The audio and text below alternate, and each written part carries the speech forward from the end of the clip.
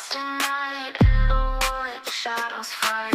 Arms take gold, can't take flight. Power's gone, nothing's right. Cauldron cold, no more fire. Potions fail, dreams expire. Spirits whisper, call me liar. In the dark, lost desire. Purchase cry, echo loud. Through the fog, through the shroud. Mystic force, once so proud, now just whispers in the crowd.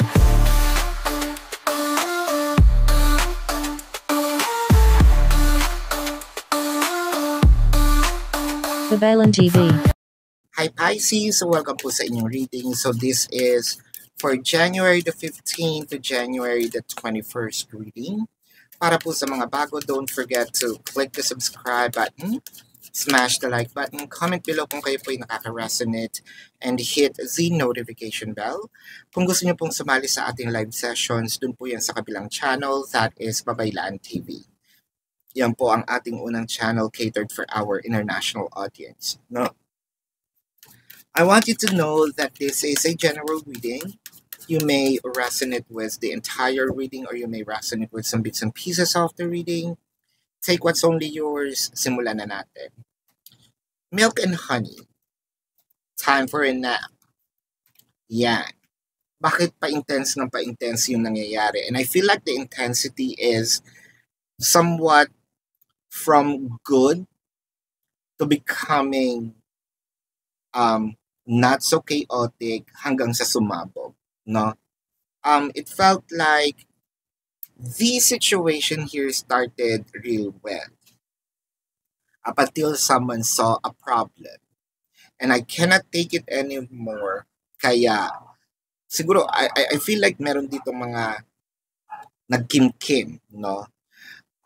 Una pa lang nakikita ko pa lang yung issues, hindi ko sinisita. I'm not calling the person out. I'm not even saying a thing. Kasi parang I assume mawawala naman agad. I assume na parang matatapos din agad, hindi ko na palalakihin. Up until kumbaga sa sugat, no? Nung gasgas pa lang dapat, ginamot na. Ngayon, medyo meron na kailangan putulin. Ayan, nagkaroon na ng complications. Ngayon, I feel like at one point in time, siguro sinasabi din ng taong ito is kasalanan ko rin. I had the chance to stop it. I had the chance to prevent it from happening. Kaso hindi ko ginawa. Pero sana naintindihan niya yung trust na ibinigay ko. Letting him know na alam ko yung nangyayari. Pero hindi ko pinansin. Dahil ayokong lumaki ang gulo. I feel like with the yang in here, parang pasabog na ang damdamin, no? This reading might be for you, Pisces, or for your person, no? Baka meron akong basa na baligtad po yung nangyayari. That's okay. No, what I am reading here is the dynamic, alright? Either way, baligtarin mo man, no? Yun pa rin ang naging takbo, di ba? With the Chariot, the Temperance, the Six of Pentacles. So, parang merong nagpaalam, aalis, ayaw payagan, nabola, nakumbinse, pumayag. Parang dun lang siya nagsimula. Kung sana lang naging firm, no? Yung pag-aasabing hindi ka pwedeng umalis, hindi ka pwedeng pumunta, hindi ka pwedeng mag-travel, no? Kasi meron ng yung initial reaction is wag ka nang umalis, wag ka nang pumunta. Pero napilit, no?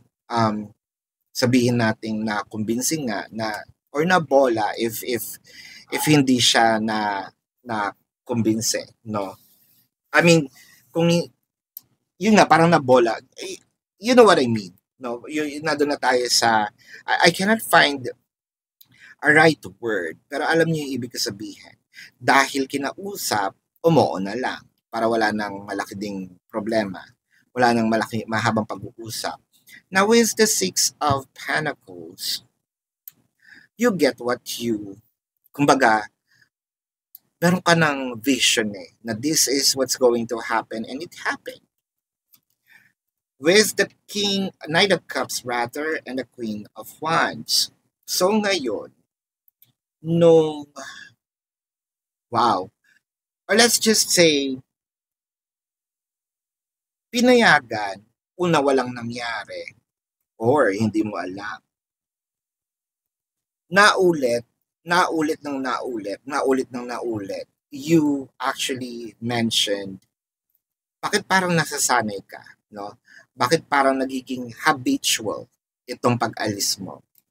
Bakit nagiging habitual ang pag-overtime? Bakit naging habitual ang pag-uwi sa magulang, ang pag-uwi sa probinsya, dati naman hindi?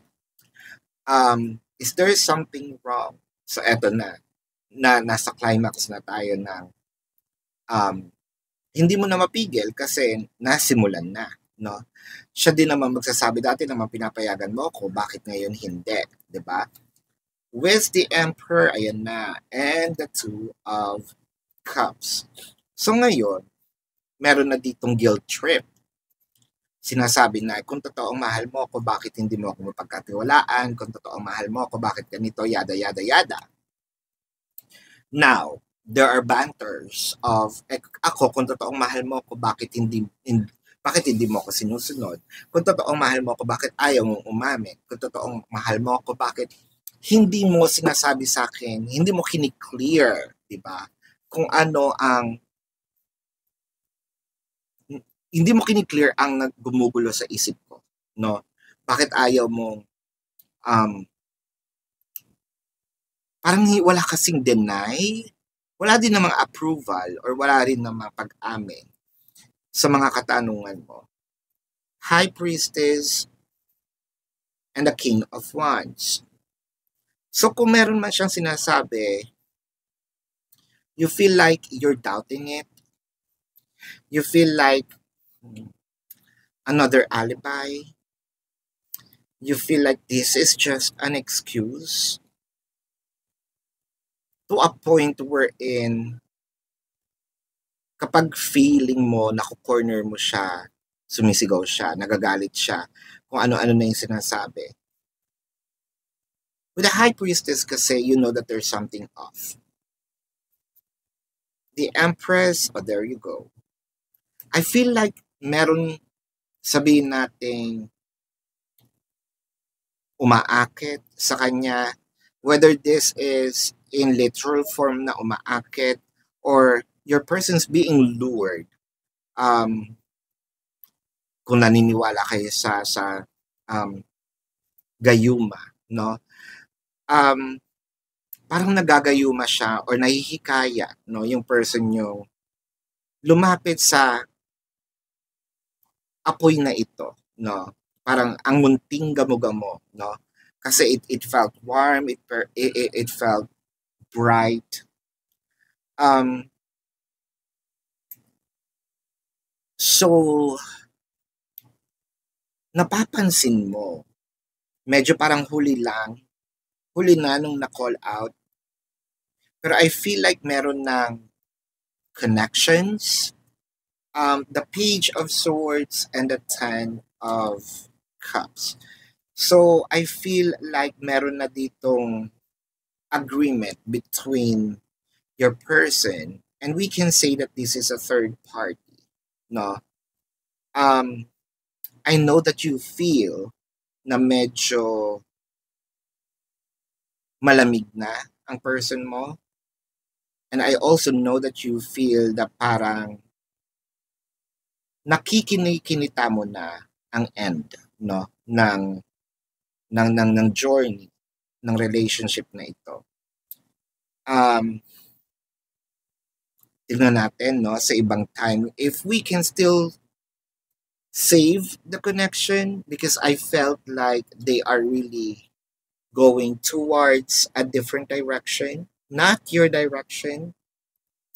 So, this is your reading, Pisces, bago natin tignan ang zodiac sign no ng person mo or person involved no to make sure that this reading is yours for clarification. Ngayon, kung pwede po kayong sumali dun sa ating live, gusto ko pong ulitin, sa Babaylan TV. Kung di nyo po maabutan, kung meron kayong katanungan sa reading na ito or personal question, pwede naman kayo magtanong as long as the question po is answerable by yes or no sa comment section. Pero kung hindi po kayo makakatulog sa yes or no na sagot lang, sa description box po ng video na ito, meron po dong link ng aking website. Click the link, you will be routed to my website. Nandun po yung question form, no? Nandun din po ang name, number, QR code, for your reference. I also and amount no per question. I also created a 4 questions plus 1, so take advantage of it. If you want to book a private reading, nandun din po siya na yung information. So Pisces, let's check the zodiac sign of your person. This can be their sun sign or a placement in their chart. Baka kapwa Pisces, Sagittarius, Leo, Cancer, Taurus, Virgo, Aries, Scorpio. Did I just mention Leo? Yes. So this is your reading, no, Pisces. Again, love and light to you. Namaste. See you po sa susunod na readings. Goodbye.